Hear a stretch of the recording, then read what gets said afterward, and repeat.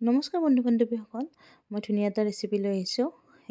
তাৰ কাৰণে লাগিব পিঁয়াজ, নহৰু, আদা পেষ্ট, তাৰপিছত বিলাহী পেষ্ট, তাৰপিছত অকণমান পালেং শাকৰ পেষ্ট আৰু পনীৰ। মই গোটা জিৰা অলপ দি দিলোঁ কেৰাহীত, তাৰপিছত পিঁয়াজ দিলোঁ। এইখিনি ধুনীয়াকৈ ভাজি ল'ম অকণমান।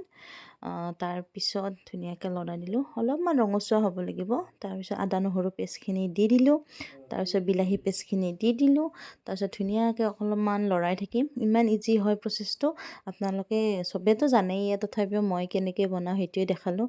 ইয়াতে অকণমান মছলা লৈছোঁ, গৰম মছলা লৈছোঁ, জিৰা গুড়া লৈছোঁ, ৰেড চিলি লৈছোঁ, নিমখ হালধি এইখিনিয়ে, আৰু পনীৰ মছলা লৈছোঁ। এইখিনি ধুনীয়াকৈ দি দিলোঁ, তাৰপিছত লৰাই দিলোঁ।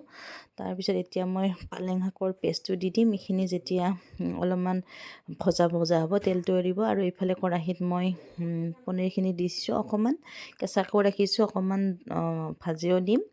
তাৰপিছত মই পালেং শাকৰ পেষ্টটো বনাই দিলোঁ। এতিয়া পালেং শাক যিহেতু ওলাইছে, তো পালেং পনীৰ খাব মনে যায়, পালক পনীৰ।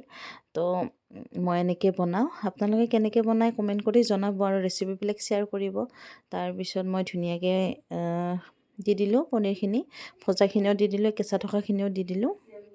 অকণমান পানী দি দিছোঁ দেই, যাতে মানে লাগি নধৰে কেৰাহীত।